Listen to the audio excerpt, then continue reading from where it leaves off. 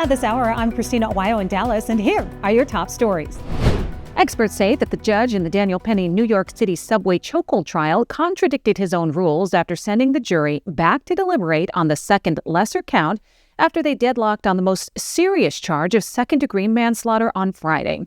In his own earlier ruling, the judge said that the jury could only consider the second count if they found Penny not guilty on the first count, which didn't happen. So, according to experts, even if they convict on the second count, it would be overturned on appeal. The defense argues that the move is coercive, and the judge is pressuring the jury to come back with a guilty plea by changing his own rules, violating Penny's due process rights. Penny going viral on social media, with many saying he acted heroically on the subway by putting himself in danger to protect innocent citizens, many adding that if he is convicted, others won't act to protect people in the future.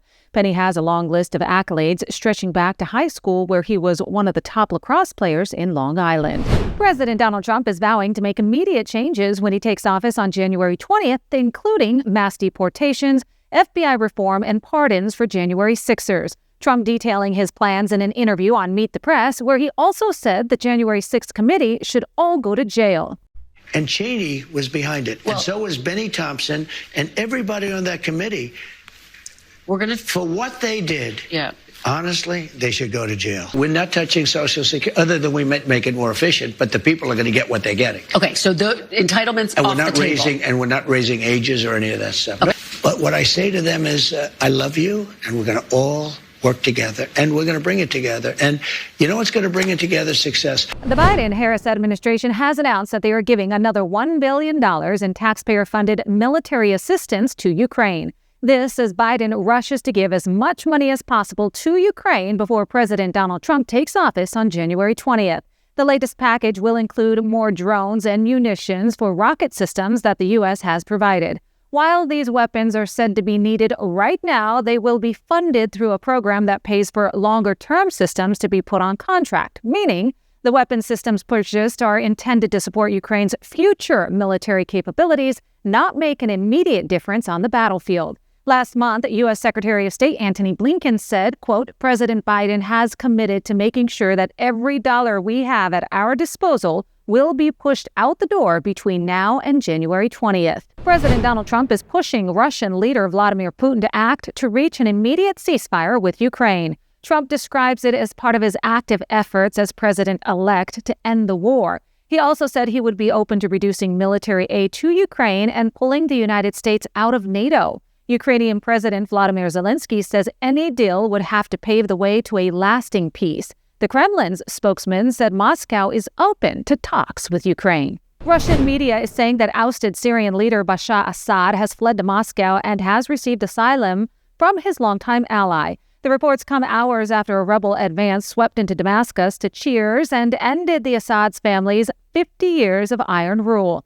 Thousands of Syrians poured into the streets, echoing with celebratory gunfire, joyful after a stifling nearly 14-year civil war.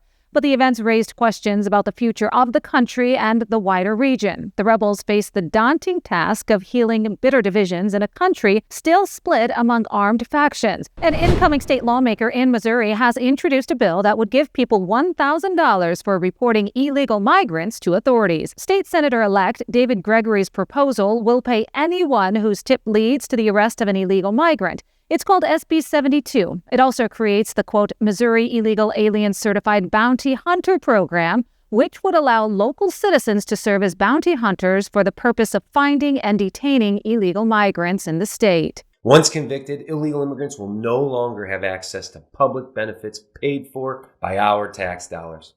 And much like Crime Stoppers and other federal hotlines, if you submit an anonymous tip that leads to the arrest of an illegal immigrant, you'll be rewarded $1,000. The voters have spoken. It's time to get serious about illegal immigration.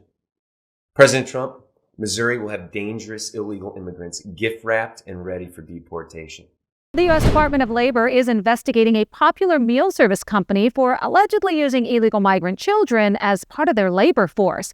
According to an investigative report by ABC, HelloFresh is facing allegations after an immigrant rights advocacy group helped report that there were migrant children allegedly employed at a cooking and packaging facility in the Chicago area. Some of their illegal child labor migrated from Guatemala and worked the night shifts. The Labor Department is also investigating Midway Staffing, an agency that hires employees to work at the facility for allegedly violating child labor laws.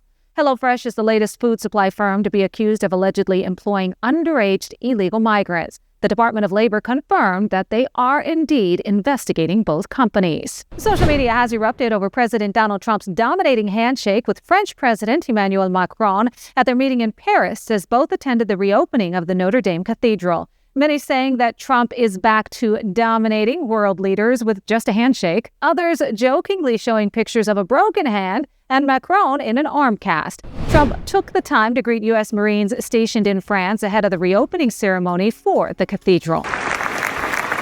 Firefighters were greeted with a standing ovation in recognition of their work to save the iconic landmark during the devastating fire in 2019. Trump was joined by Elon Musk at the ceremony and sat in front row between Macron and his wife. The ceremony was attended by hundreds of dignitaries, including Jill Biden and Vladimir Zelensky. That's what you need to know at this hour. In Dallas, Christina Aguayo, Salem News Channel.